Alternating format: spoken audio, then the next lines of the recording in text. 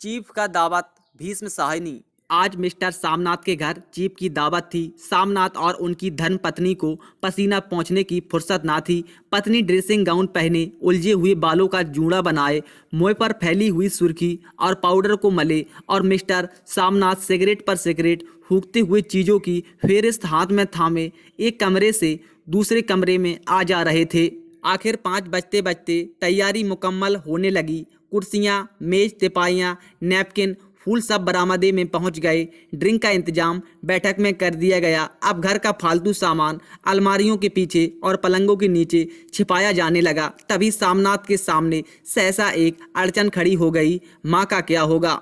श्रीमती काम करते करते ठहर गई और थोड़ी देर तक सोचने के बाद बोली, इन्हें पिछवाड़े इनकी सहेली के घर भेज दो। रात भर बेशक वहीं रहें, कल आ जाएं। सामनाथ सिगरेट मुंह में रखे सिकुड़ी आंखों से श्रीमती के चेहरे की ओर देखते हुए पल भर सोचते रहे। फिर सिर हिलाकर बोले, नहीं, मैं नहीं चाहता कि उस बुढ़िया का आना जाना यहाँ फिर से शुरू हो। पहले ही बड़ी मुश्किल से बंद किया था।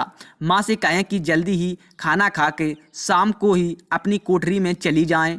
मेहमान कहीं 8 बजे आएंगे, इससे पहले ही अपने काम से निपट लें। सुझाव ठीक था, दोनों को पसंद आया, मगर फिर सहसा श्रीमती बोल उठी। जो वह सो गई और नींद में खर्राटे लेने लगी। तो साथ ही बरामदा है जहां लोग खाना खाएंगे, तो इन्हें कह देंगे कि अंदर से दरवाज़ा बंद कर लें, मैं बाहर से ताला लगा दूंगा। या माँ को कह देता हूँ कि अंदर जाकर सोए नहीं, बैठी रहें। और क्या, आज जो सो गई तो डिनर का क्या मालूम कब तक चले। 11-11 बजे तक तो तुम ड्रिंक ही करते रहते हो। सामनाथ कुछ खींच उठे, हाथ झटकते हुए बोले, अच्छी भली है भाई के पास जा रही थी, तुमने यूं ही खुद अच्छा बनने के लिए बीच में टांग अड़ा दी। बाहे तुम माँ और बेटे की बातों में मैं क्यों बुरी बनूं?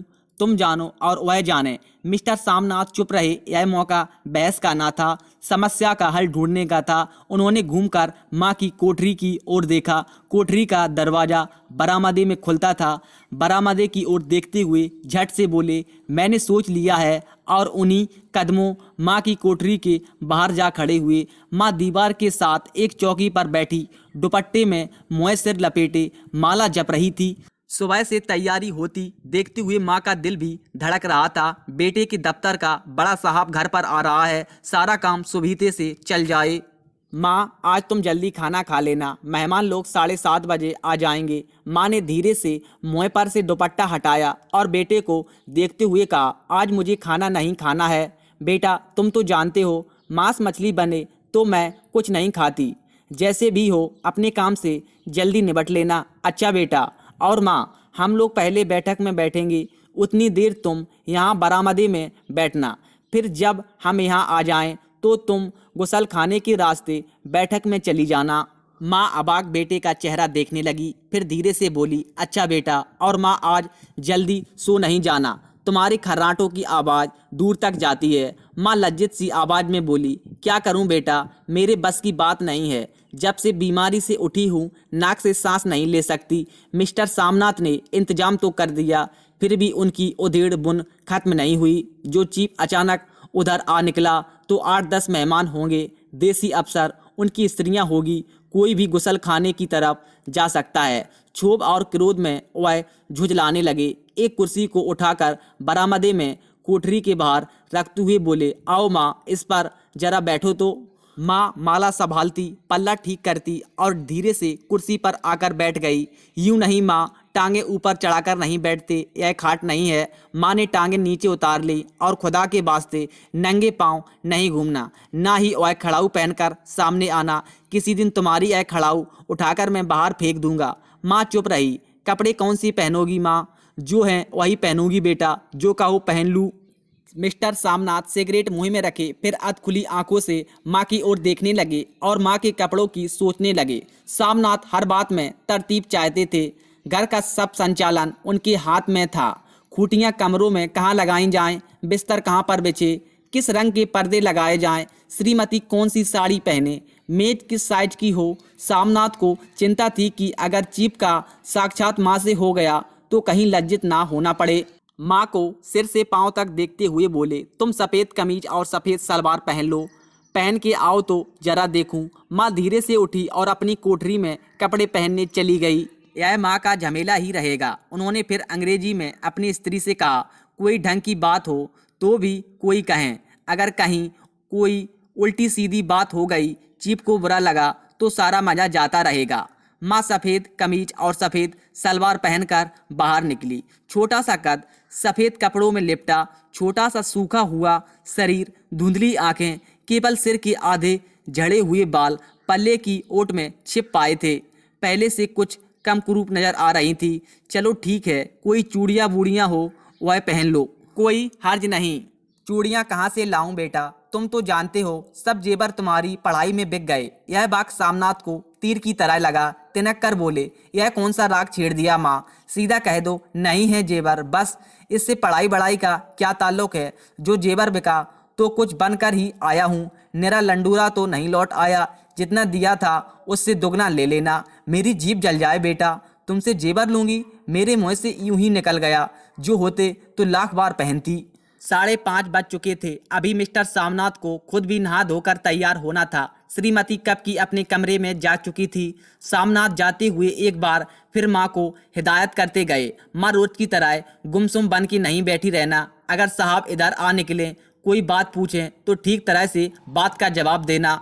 मैं ना पढ़ी ना लिखी बेटा, मैं क्या बात करूँगी, तुम कह देना माँ अनपढ़ है, कुछ जानती समझती नहीं, वह नहीं पूछेगा। 7 बजते बजते माँ का दिल धक धक करने लगा। अगर चीफ सामने आ गया और उसने कुछ पूछा तो वह क्या जवाब देगी। अंग्रेज को तो दूर से ही देखकर घबरा उठती थी। यह तो अमेरिकी हैं, न मालूम क्या पूछें। मैं क्या कहूँगी। माँ का जी चाहा कि चुपचाप पिछवाड़े विधवा सहेली के घर चली जाएं, मगर बेटे के हुक्म को कैसे टाल सकती थी। चुपचाप कुर्सी पर से टांगे लटकाए वहीं बैठी रही। एक कामयाब पार्टी वह है जिसमें ड्रिंक कामयाबी से चल जाए। सामनाथ की पार्टी सफलता के शिखर चूमने लगी। वार्तालाप उसी रॉ में बह रहा था जिस रॉ में गिलास भरे जा रहे थे।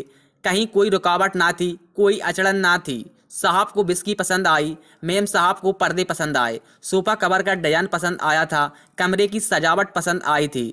इससे बढ़कर क्या चाहिए। साहब तो ड्रिंक के दूसरे दौर में ही चुटकुले और कहानियां कहने लग गए थे। दफ्तर में जितना रोब रखते थे, यहाँ पर उतने ही दोस्त परवर हो रहे थे। और उसकी स्त्री काला गाउन पहने, गले में सफ़ेद मोतियों का हार, सेंट और पाउडर की महक से ओत प्रेत कमरे में बैठी सभी देसी स्त्रियों की आराधना का केंद्र बनी हुई थी। बात बात पर हंसती, बात बात पर सिर हिलाती और सामनाथ की स्त्री से तो ऐसे बातें कर रही थी जैसे उनकी पुरानी सहेली हो। और इसी रॉ में पीते पिलाते 10:30 बज गए। वक्त गुजरते पता ही ना चला। आखिर सब लोग अपने अपने गिलासों में आखिरी घूंट पीकर खाना खाने के लिए उठे और बैठक से बाहर निकले। आगे आगे सामनाथ रास्ता दिखाते हुए, पीछे चीफ और दूसरे मेहमान। बरामदे में पहुंचते ही सामनाथ सहसा ठिठक गए। जो दृश्य उन्होंने देखा उससे उनकी टांगें लड़खड़ा गईं और क्षण भर में सारा नशा हिरन होने लगा। बरामदे में एन कोठरी के बाहर माँ अपनी कुर्सी पर ज्यों की त्यों बैठी थी, मगर दोनों पांव कुर्सी की सीट पर रखे हुए और सिर दाएं से बाएं और बाएं से दाएं झूल रहा था। और मुंह में से लगातार गहरे खर्राटों की आवाजें आ रही थी। जब सिर कुछ देर के लिए टेढ़ा होकर एक तरफ को थम जाता है तो खर्राटे और भी गहरे हो उठते। और फिर जब झटके से नींद टूटती तो सिर फिर दाएं से बाएं झूलने लगता। पल्ला सिर पर से खिसक आया था और माँ के झरे हुए बाल आधे गंजे सिर पर अस्त व्यस्त बिखर रहे थे। देखते ही सामनाथ क्रुद्ध हो उठे। जी चाहा कि माँ को धक्का देकर उठा दें और उन्हें कोठरी में ढकेल दें, मगर ऐसा करना संभव ना था। चीफ और बाकी मेहमान पास खड़े थे। माँ को देखते ही देसी अफसरों की कुछ स्त्रियां हंस दी कि इतने में चीफ ने धीरे से कहा, पुअर डियर। माँ हड़बड़ा कर उठ बैठी। सामने खड़े इतने लोगों को देखकर ऐसी घबराई कि कुछ कहते ना बना। झट से पल्ला सिर पर रखती हुई खड़ी हो गई और जमीन को देखने लगी। उनके पांव लड़खड़ाने लगे और हाथों की उंगलियां थर थर कांपने लगी। माँ तुम जाके सो जाओ, तुम क्यों इतनी देर तक जाग रही थी। और खिसियाई हुई नजरों में सामनाथ चीफ के मुंह की ओर देखने लगे। चीफ के चेहरे पर मुस्कुराहट थी। वह वहीं खड़े खड़े बोले, नमस्ते। माँ ने झिझकते हुए अपने में सिमटते हुए दोनों हाथ जोड़े, मगर एक हाथ दुपट्टे के अंदर माला को पकड़े हुए था, दूसरा बाहर। ठीक तरह से नमस्ते भी ना कर पाई। सामनाथ इस पर भी खिन्न हो उठे। इतने में चीफ ने अपना दाया हाथ मिलाने के लिए माँ के आगे किया। माँ और भी घबरा उठी।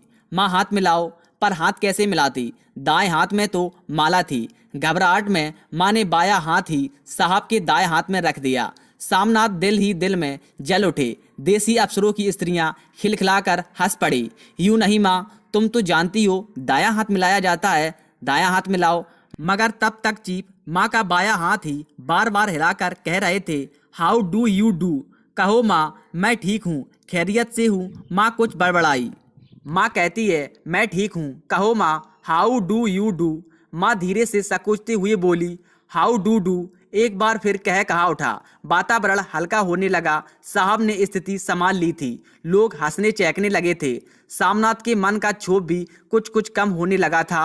साहब अपने हाथ में माँ का हाथ अब भी पकड़े हुए थे और माँ सुगड़ी जा रही थी। साहब के मुंह से शराब की बू आ रही थी। सामनाथ अंग्रेजी में बोले, मेरी माँ गांव की रहने वाली है, उम्र भर गांव में रही है, इसलिए आपसे लजाती है। साहब इस पर खुश नजर आए। बोले, सच मुझे गांव के लोग बहुत पसंद हैं। तब तो तुम्हारी माँ गांव के गीत और नाच भी जानती होगी। चीफ खुशी से सिर हिलाते हुए माँ की टकटकी बांधे देखने लगे। माँ साहब कहते, कोई गाना सुनाओ, कोई पुराना गीत, तुम्हें तो कितने ही याद होंगे। माँ धीरे से बोली, मैं क्या गाऊंगी बेटा, मैंने कब गाया है। बाय माँ, मेहमान का कहा भी कोई टालता है। साहब ने इतना रीझ में कहा है, नहीं गाओगी तो साहब बुरा मानेंगे।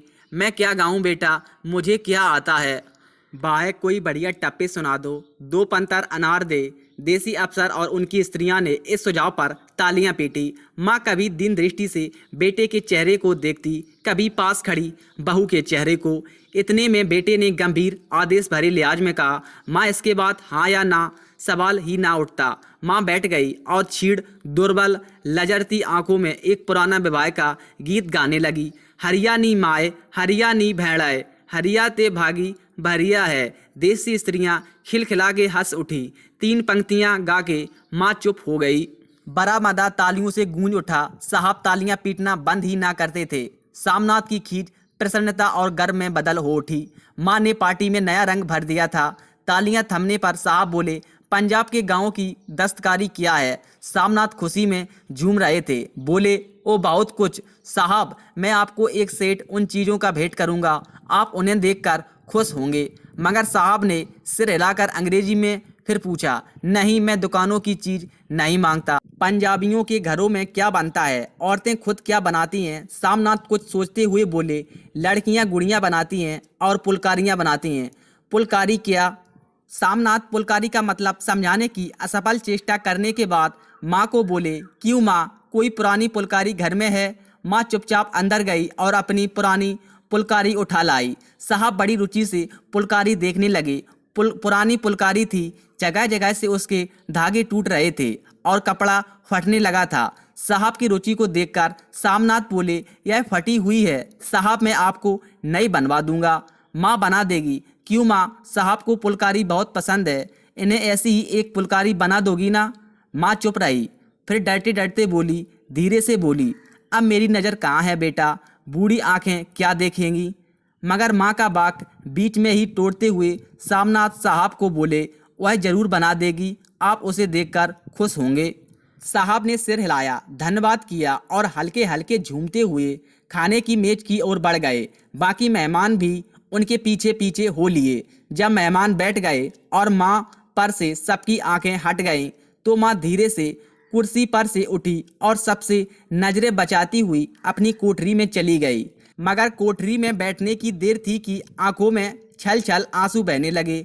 वह दुपट्टे से बार बार उन्हें पहुँचती, पर वह बार बार उमड़ आते, जैसे बरसों का बांध तोड़कर उमड़ आए हो। माँ ने बहुतेरा दिल को समझाया, हाथ जोड़े, भगवान का नाम लिया, बेटे के चिरायु होने की प्रार्थना की, बार बार आंखें बंद की, मगर आंसू बरसात की पानी की तरह जैसे थमने में ही ना आते थे। आधी रात का वक्त होगा। मेहमान खाना खाकर एक एक करके जा चुके थे।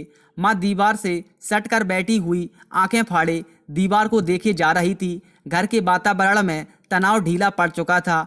मोहल्ले की निस्तब्धता सामनाथ के घर भी छा चुकी थी। केवल रसोई में प्लेटों की खनकने की आवाज़ आ रही थी।